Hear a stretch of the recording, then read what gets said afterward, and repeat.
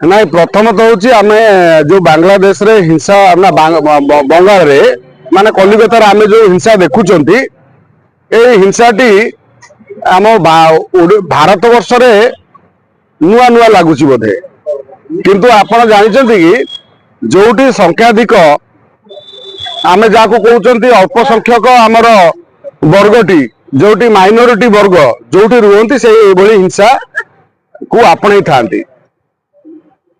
ଯୋଉ ରାଜ୍ୟରେ ବା ଯୋଉ ଦେଶରେ ସର୍ବାଧିକ ହିନ୍ଦୁ ଅଛନ୍ତି ତାଙ୍କର ପୂଜା ଉପରେ ପାବନ୍ଦି ଲଗେଇବା ଇଏ କଣ ଭାବୁଛନ୍ତି ୱାକଫ ବିଲ୍ ପାସ୍ ହେଲା ପରେ ହଉଛି କି? ଇଏ ବହୁ ଜାଗାରେ ଏଭଳି ଦଙ୍ଗାକୁ ବର୍ତ୍ତମାନ ଦମନ କରାଯାଇଛି। ଆସାମ କଥା ନିଅନ୍ତୁ, ଉତ୍ତରପ୍ରଦେଶ କଥା ନିଅନ୍ତୁ, ଇଭନ୍ ଦିଲ୍ଲୀ କଥା ନିଅନ୍ତୁ, ଯୋଉ ଜାଗାରେ ଏଭଳି ଦଙ୍ଗାକାରୀ ଅଛନ୍ତି ସେମାନଙ୍କୁ ସାବାଡ କରାହେଇଯାଇଛି। ମାତ୍ର ଏଠି ଦଙ୍ଗାକାରୀ କିଏ? ଏଠି ଆମେ ଗୋଟେ ପ୍ରଶ୍ନ ଯଦି ଜାଣିବା, ଆମ ଭାରତରେ ଯୋଉମାନେ ମୂଳ ମୁସଲମାନ ଅଛନ୍ତି ସେମାନେ କେବେ ଦଙ୍ଗା କରୁନାହାନ୍ତି। ଯୋଉମାନେ ବାଂଲାଦେଶରୁ ଆସିଛନ୍ତି, ମିଆଁମାରରୁ ଆସିଛନ୍ତି, ଯୋଉମାନେ ଅବାଧ ପ୍ରବେଶ କରି ଆମ ରାଜ୍ୟ ଆମ ଦେଶରେ ବିଭିନ୍ନ ରାଜ୍ୟରେ ଅଛନ୍ତି ସେଇମାନେ ଏକଥା କରୁଛନ୍ତି। କିଛି ଦିନ ତଳେ ଆମେ ଦେଖୁଥିଲେ ବାଂଲାଦେଶର ଜଣେ ମନ୍ତ୍ରୀ କହୁଥିଲେ ଯେ ଆମେ କଲିକତା ନେବୁ, ବିହାର ନେବୁ, ଓଡିଶା ମଧ୍ୟ ନେବୁ, ଇଏ ହଉଛି ଆମର, ମାନେ ତାଙ୍କର ଏତେ ସାହସ। କାଲି ଯୋଉ ଆମେ କିଛି ଦିନ ତଳେ ଦେଖୁଛନ୍ତି ଯୋଉ କଲିକତା ଜଳୁଛି, କଲିକତାରେ ଯୋଉ ମୁର୍ସିଦାବାଦ ଯୋଉ ଜାଗାରେ ହିଂସାକାଣ୍ଡ ଘଟୁଛି, ଝିଅ ବୋହୂଙ୍କୁ ଖୋଜୁଛନ୍ତି, ତା ଭିତରେ ସେ ଯୋଉ ଦଙ୍ଗାକାରୀ ଯାହା ଘରେ ସୁନ୍ଦରୀ ଝିଅ ଅଛନ୍ତି ଓ ପଚାରୁଛନ୍ତି ତମର କମ ବୟସ ଯାହାକୁ ହେଇଛି ତାକୁ ଉଠେଇ ନେଇଯାଉଛନ୍ତି। ମାନେ ଆମେ ଦେଖୁଥିଲେ କଣ ଏଟା ବାଂଲାଦେଶରେ ଏଭଳି ହଉଥିଲା ହିନ୍ଦୁ ମାନଙ୍କର ଅତ୍ୟାଚାର, ମାତ୍ର ଭୋଟ ବ୍ୟାଙ୍କ ଚକରରେ ମମତା ବାନାର୍ଜୀ ଯୋଉଥିପାଇଁ ଯିଏ ପ୍ରଥମ ଦଳ ସରକାର ଗଲା ବେଳେ ଯୋଉ ହିନ୍ଦୁ ମାନଙ୍କର ସୁରକ୍ଷା କଥା କହୁଥିଲା, ସିଏ ଆଜି ହିନ୍ଦୁ ମାନଙ୍କ ଉପରେ ଅତ୍ୟାଚାର କରିବାକୁ ପଛଉନାହିଁ। ଯଦି ଆଜି ଆର୍ମି ବା ବିଏସଏଫ ସେଠି ଗୋଟେ ଗୁଳି କରିଦିଏ, କାହା ଉପରେ ଗୁଳିଟିଏ ବାଜିଯାଏ ଦଙ୍ଗାକାରୀ ଉପରେ, ତାପରେ କଣ ଖବର ଆସିବ ନା ଆମ ପୁଅ କଣ ଦଙ୍ଗା କରିବାକୁ ଯାଇଥିଲା, ସିଏ ପରିବା ଆଣିବାକୁ ଯାଉଥିଲା, ସିଏ ଯାଉଥିଲା ତା ବାପାକୁ ମେଡିସିନ ଦବାକୁ ଆଣିବାକୁ ଯାଉଥିଲା, ସିଏ ଚାକିରି କି ଯାଉଥିଲା। ଯେମିତି ଉତ୍ତରପ୍ରଦେଶରେ ଆମେ ଦେଖିଲେ ଦଙ୍ଗାକାରୀ ଯିଏ ଦଙ୍ଗା କରିବାକୁ ଯାଉଥିବ ତାପରେ ଯଦି ଗୁଳି ହେଲା ତାହେଲେ ରୋଲ ବାହାରିବ କଣ? ତାପରେ ଯୋଉ ରାଜ୍ୟ ଦେଶରେ ଆମର ବିରୋଧୀ ଲୋକ ଅଛନ୍ତି, ଏଇ ଦେଖ ଜଣେ ଖାଇବାକୁ ଆଣିବାକୁ ଯାଉଥିଲା ତାକୁ ଗୁଳି କରିଦେଲେ ଆମ ବିଏସଏଫ ଯବାନ ମାନେ।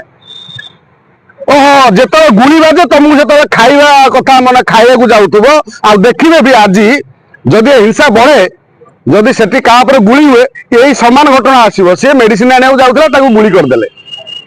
ଏମିତି ଏ ଶାନ୍ତି ଦୂତ ସବୁ ହିନ୍ଦୁ ମାନଙ୍କ ଉପରେ ଅତ୍ୟାଚାର ହଉଛି, ସେଠି ପୋଲିସର ଗାଡି ପୋଡି ଦିଆ ହଉଛି, ଅନେକ ସରକାରୀ ଟୁ ବେସରକାରୀ ଧନ ସମ୍ପତ୍ତି ନଷ୍ଟ କରାହଉଛି, ଏ ବାବଦରେ କାହାର କିଛି ଯେମିତି ରିଆକ୍ସନ ନାହିଁ।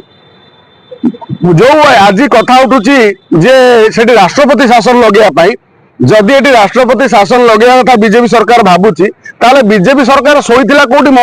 ମମିତା କେସରୁ ନିର୍ବାଚନ ରାତି ପାଇଲେ ଯଦି ବର୍ତ୍ତମାନ ତମେ ଏଠି ରାଷ୍ଟ୍ରପତି ଶାସନ ଲଗେଇବ ତାହେଲେ କଣ ହବ ନା ଓଲଟି ରାଷ୍ଟ୍ରପତି ଶାସନ ସେଠି କଲିକତା ଲାଗୁ ହେଲା ପରେ ମମତା ବାନାର୍ଜୀ ସିମ୍ପାତିରେ ଆଉ ଥରେ ପୁଣି ଜିତିବ, ଆଉ ଥରେ ଜିତିବ, ପୁଣି ହିନ୍ଦୁ ମାନଙ୍କୁ ସେଠୁ ବର୍ତ୍ତମାନ ତ ଦେଖୁଛେ 400 ପରିବାର କେମିତି ନୋଟା କମଳ ତାଙ୍କର ହାଣ୍ଡି ଡେକ୍ଚି କଢେଇ ଧରିକି ଗାଁରେ ଯାଉଛନ୍ତି। ଯେମିତି ଗୋଟେ ଫିଲ୍ମ ଆଇଛି, ଯାହା ଫିଲ୍ମରେ ଦେଖୁଛନ୍ତି କେମିତି ପଳାୟନ କରୁଛନ୍ତି ଗାଁ ଛାଡିକି ଲୋକ, ସେମିତି ଯାଉଛନ୍ତି।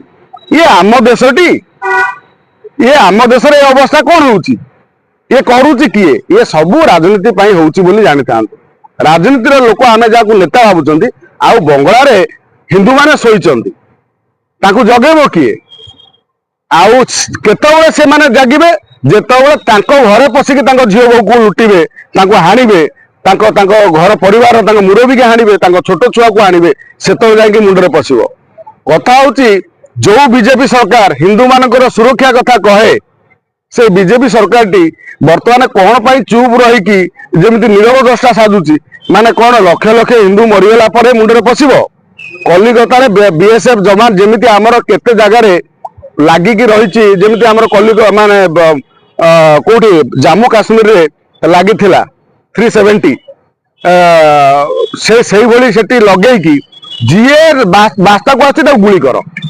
ଆଉ ବର୍ତ୍ତମାନ ସମୟ ଅଛି ଯେମିତି ଦିଲ୍ଲୀରେ ଯାଞ୍ଚ ବେଳେ ଧରା ପଇଲେ ଯେ म्यांमारରୁ ଆଉ କଣ ବାଂଲାଦେଶରୁ ଅବାଧ ପ୍ରବେଶକାରୀ ଯେଉଁମାନେ ରହୁଥିଲେ ସେଇମାନେ ବର୍ତ୍ତମାନ କଲିକତାରେ ତ ମମତା ବାନାର୍ଜୀ ମାନେ ଉଲ୍ଟି ଚୋର କୋତୱାଲକୁ ଡାଟେ ଭଳିଆ ସେ କହୁଛି ଏଠି ବିଜେପି ସରକାର ଆସିକି ଏକଥା କହୁଛି ବିଏସଏଫ ଯବାନ ତ କଣ ଏଠି ସେ ମାନେ ଜଗିଛନ୍ତି ବର୍ଡରରେ ସେଇମାନେ ବାଂଲାଦେଶକୁ ଅବୈଧ ପ୍ରବେଶ କରୁଛନ୍ତି। ममता बानर्जी बारंबार जितवार कारण बांग्लादेश भोटर कार्ड कर ठीक निर्वाचन पूर्व आस भोट देदे पुणी जा सीमा पार हो डंगार बसिक बांग्लादेश पलैबे। तेणु एभली परिस्थिति जदि कलिकता जो भारतर मुक्ति आंदोलन जो प्रथम सृष्टि होता कलिकतारू आउ इंग्रेज माने जो प्रथम भारत वर्ष को पशिले से कलिकतारू अड़ैच बेपार करने आज से ही कलिकतार बर्तमान बांग्लादेशी अनुप्रवेशकारी पशि हिंदू मानकर संख्या कम करने जगह बाड़ी झील बोह को माने उठे नहीं जाऊँच जगह बाड़ी माड़ी बस गंडगोल कर अणाकटा कर सब भायोलेंस कर बांग्लादेशी माने। तेणु ये बांग्लादेशी आमर केंद्र सरकार जी हिंदू मानकर सुरक्षा कथा कहूँ देशर सुरक्षा कथा कहूँ अनेक बड़ बड़ आईन आनी जो आईन गुड़ा को आम स्वप्न भाभी से ससाहस देखी। तेणु हिंदू मान सुरक्षा वर्तमान सरकार बा मोदी सरकार सी केमी चिंता प्रकट करूँ और यापर गोटे से आखि दृशिया कार्यानुष्ठान ग्रहण करूँ जो हिंदू माने भारत वर्षर सुरक्षित रही पारे।